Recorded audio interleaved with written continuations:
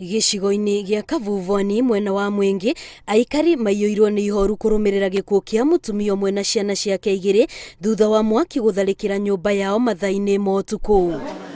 Mwaki ũyũ kũratuĩka ũrambĩrĩirie thaa 8 cia ũtukũ rĩrĩa aikari marokĩririo nĩ mbu ya mũtumia mwene mũciĩ agĩĩtia ũteithio.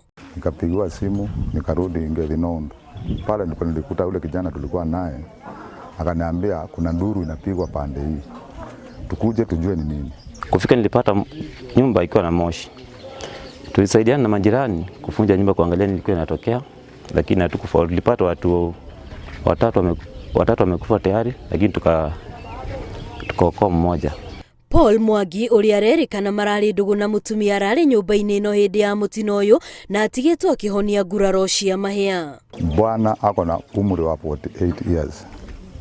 Watoto kuna 9 years. Kijana msichana ni wa 14 years.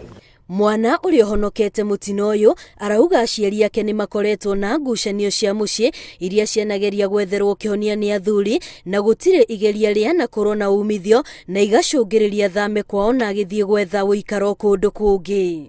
Vile mama alinielezea, aliniambia chief alimwambia ampe muda akae hapo nyumbani, juana mahali pa kulala, alale hapo akijipanga aondoke.